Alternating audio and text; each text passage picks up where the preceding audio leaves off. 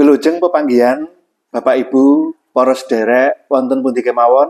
Ing kalodhangan menika kula badhe maosaken crita cekak kanthi ira-iraan katresnan ungu kaserat dening Tito Setyabudi.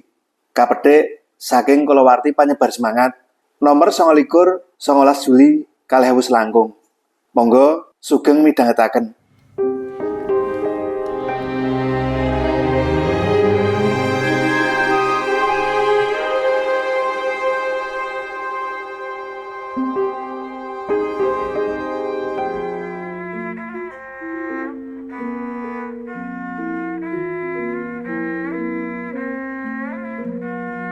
Orkes Kroncong sami remen. Nate moncer taun 1970 tekan 1990-an ing wilayah eks Karesidenan Surakarta. Malah uga nate ditanggap ing wilayah Jawa Timur, eks Karesidenan Madiun sisih kulonan. Banjur grup musik kuwi bubar karepe dhewe tanpa wara-wara sacara resmi taun 1999. Pemaine orkes Kroncong sami remen. Ana 7. Yakuwi Anto Melodi, Warno Suling, Giman Cello, Gofar Piul, Waris Bas, ketambahan wong loro meneh, Bambang Cak lan Lukito Cuk. Sebutan ing sakmburine jeneng kuwi pancen diselarasake karo cekelan alat musike dhewe-dhewe lan ya kondange pancen nganggo sebutan kuwi. Sakwise jaman ngancik abad 21, wong 7 wis pating besar urip dhewe-dhewe krana musik kroncong wis ora kena dianggo cagak urip. Bisane amung kanggo hiburan, kelangenan tumrap sing isih seneng. Mung kala-kala wae isih bisa kumpul musikan ing hotel utawa papane wong duwe gawe. Nanging komposisine ora bisa utuh wong 7. Anto Melodi ngarani wis dadi grup cacah rucah lan diece dhewe kanthi sebutan Orkes Kroncong Sami Rucah.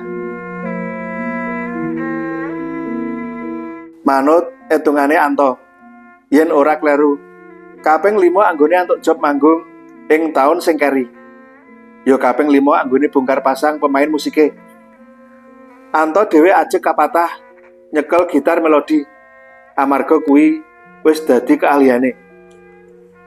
Anto sing lulusan STM jurusan mesin, pilih nekuni usaha dandani jam lan ngreparasi radio, tape recorder.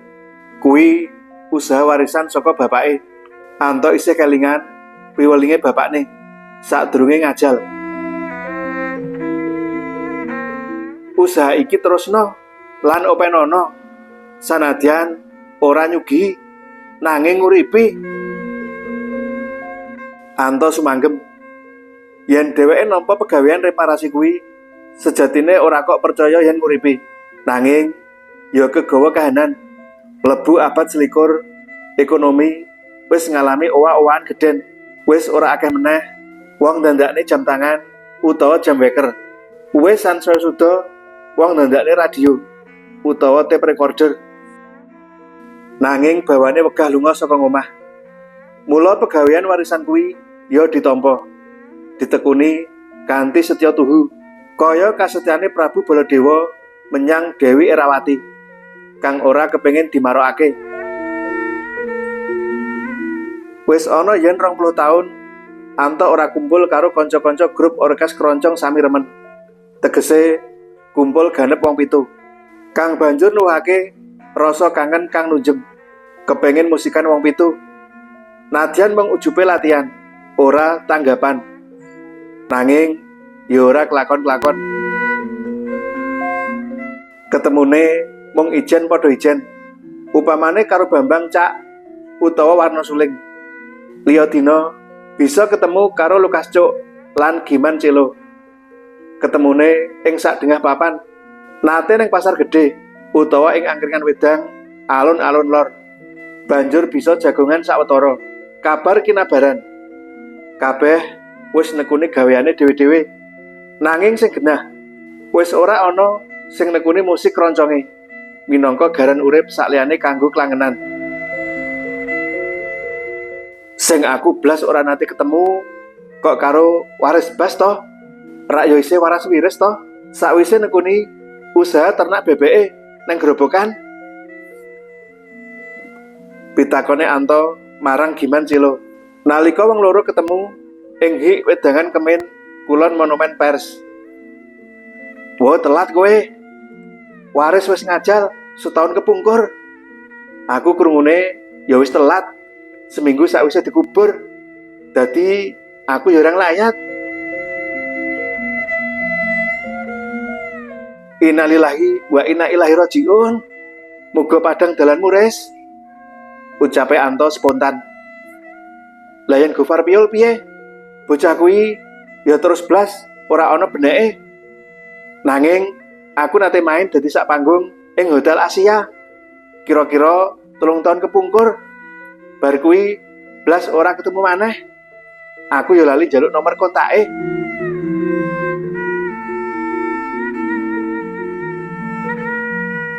Nalika kowe ketemu Gofar kuwi, kahanane piye? Pitakone Giman. Ya apik-apik wae iki. Malah ketok luwih seger, luwih resik. Isih tetep bagus. Nadyan umure wis tuwa. Wiwit biyen kan pancen bocah kuwi bagus, kulite kuning resik. Wong loro banjur umyak jagongan, ngrembug masa lalu, ngudari sejarah lawas. Nalikane orkes keroncong sami remen mencai jaman kencana rukmine. Biyen sing dadi bintang kuwi ya sing jenenge Gofar Piyul, sing cekelane biola. Panggeseke Bo jan mau tenan. Kaya-kaya Gofar Piyul wis dadi Idris Sardine wong Solo. Banjur yen ngrembug penyanyi. Wektu kuwi akeh ana Tanti, Mawar, Murti, Rina, Asih lan liya-liyane sing isih klebu junior. Nanging saka sakgaing penyanyi kuwi sing paling moncar pancen Dewi Mawarni. Sing kondang sinebut Miss Mawar. Suarane serak-serak basah, jibles Bidwanita S. Harni. Lagu andalane Miss Mawar ya kuwi Keroncong Jiwa Merana. Yen wis nyanyi lagu kuwi, wong sak gedung padha kenyut ati lan rasane. Temahan ana kang banjur ngruntuhake luh. Ing saben tanggapan lagu Jiwa Merana kuwi ora nate keri. Kanca-kanca pemain musik wis hafal. Mula anggone ngiringi ya kanthi tumemen kebak penjiwaan. Emandene nalika orkes keroncong sami remen bubar kae. Miss Mawar wis babar pisan ora dimangerteni kabare. Malah saiki menyang endi dununge? Pegaweane apa? Anake wis pira? Wis duwe putu apa durung? Ora ana sing ngerti. Ibarat kaya wis angslup diuntal bumi.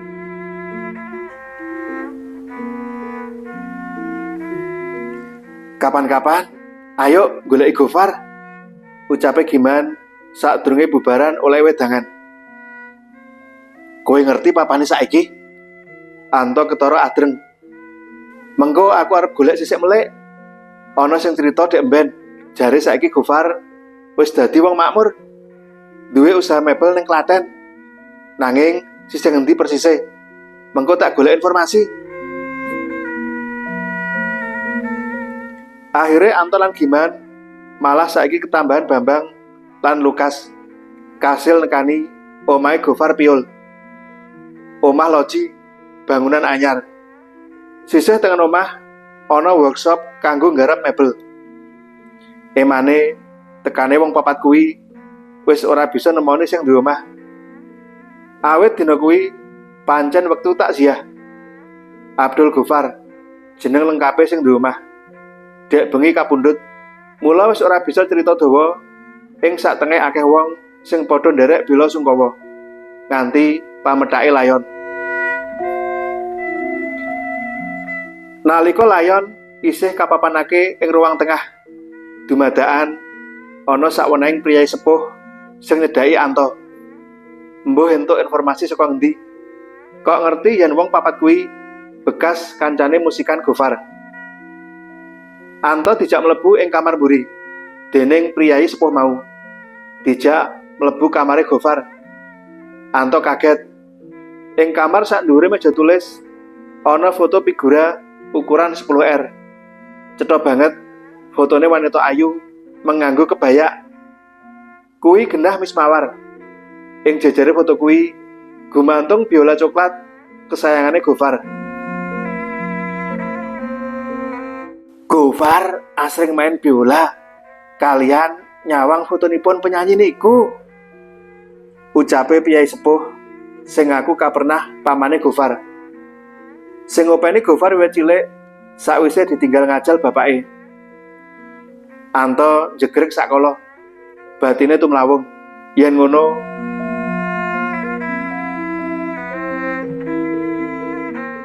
panjenengan tepang kalian penyanyi ingkang wonten foto menika? Inggih, tepang sanget. Menika asmanipun Miss Mawar. Nanging dhateng pundi papanipun sakmenika? Kula sak kanca grup boten wonten ingkang mangertos. Wangsulane Anto angluh.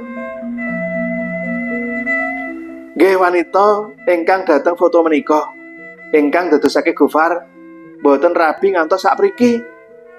Ngantos kapundhut Gusti. Panjlentreh piyai sepuh kuwi ketara ngungun. Wis kliwat cetha. Gofar patah hati amarga ora bisa sesandingan karo Dewi Mawarni. Sing Anto ora ngerti ya gene kok wong loro kuwi ora bisa nyambung urip bebarengan. Kamangka Gofar genah bagus, violis handal, Mawar penyanyi ayu lan kondang. Kok bisa ora jodoh? Kamangka mbiyen kayane nate reruntungan. Apa sing dadi pepalange? Perkara patah hatine Gofar kuwi sing banjur dadi diskusi dawa ing jero mobil Suzuki Carry lawas duweke Bambang Cak nalika perjalanan mulih saka takziah. Saiki awake dhewe kudu bisa nemokake Miss Mawar. Wuwuse Giman Celo. Kowe lho sing tugas goleki nganti sak ketemune. Gajeke kowe mbiyen ate dolan nyang omahe ing Wonogiri to? Luki Tocok sing katuding langsung pringas-pringis. Iya, nanging saiki aku selali omahe sisih ngendi? Elengku mung jalan salak siji. Embuh nomor piro? Aku ora apal. Halah, mengko yen wis tekan jalan salak, ra iso mbok takok-takokne. Sumaute Bambang Cak karo isih nyekel setir lan ngwasi dalan raya Klaten Solo. Yo yen ora wis dituku wong lan dibongkar. Lah wong yo maju lawasan kaya ngono. Wangsulane Lukito karo guyu amba.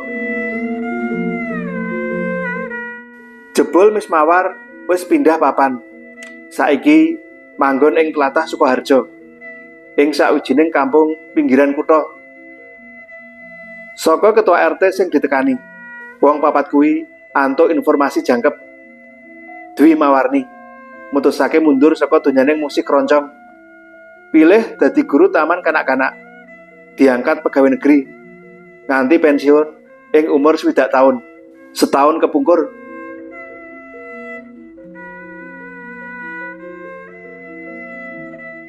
Namung kuciwanipun ayu-ayu kok mboten kersa krama. Ucape Pak Ketua RT mungkasi dedongengane bab Bu Guru Dwi. Mengkono sebutane. Wong papat sengaja arep nggawe kejutan. Arep ngamen ing omahe Bu Guru Dwi Mawarni.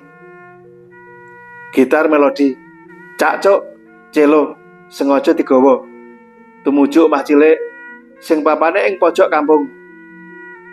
Lagu kang kapilih wis dirancang.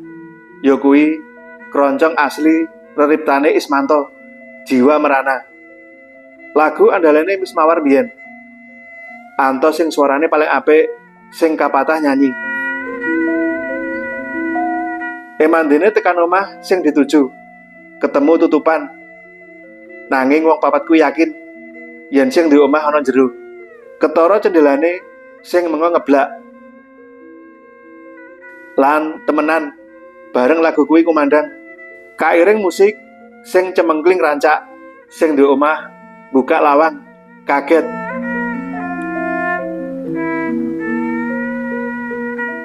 Loh, kok padha gembruduk tekan kene? Sing duduhi omahku ning kene sapa? Sing duwe omah banjur metu mapakake. Wong papat dijak mlebu omah. Wong papat padha cingak bareng weruh lukisan cat minyak ukuran lumayan gede. Tumamplek ing tembok ruang tamu. Lukisan pria bagus lagi action gesek biola. Raine katon ngiglo. Sopo kuwi? Sing duwe omah tanggap. Kuwi lukisan lawas. Biyen sing menehi Gofar. Amarga apik mula tak pasang. Lah iki kok Gofar ora mbok jak pisan? Wong papat celilengan. Jangan wayu alias inget-ingetan. Ora ana sing wani mangsuli pitakone sing duwe omah. Sing ora liya wis mawar. Penyanyi sing biyen katon sedet, ayu, kecampuran manis krana gingsule. Saiki wis katon tuwa, rada lemu. Ananging ora nganti kelangan kabeh ayune. Isih katon sisa-sisa manise. Wis suwe aku ora ketemu Gofar. Akhire Anto sing mangsuli. Anto uga sing njaluk mawar supaya nyanyekake keroncong jiwa merana. Atiku wis ora kuat meneh nyanyekake lagu kuwi. Piye yen lagu liyane? Mawar ngenyang. Nanging awet kadesek bareng-bareng wong papat. Pungkasane metu uga swara galik-galik saka wanita kuwi. Kairing peralatane wong papat. Dumadaan ana luh kang tumetes saka pipine wanita kuwi. Pemain musik papat padha ngendani panyawang. Etok-etok meratitisake peralatane dhewe-dhewe. Nanging wasana uga ketularan netesake luh. Katresnan kang ungu. Tansah ana kang sumimpen dadi wewadi.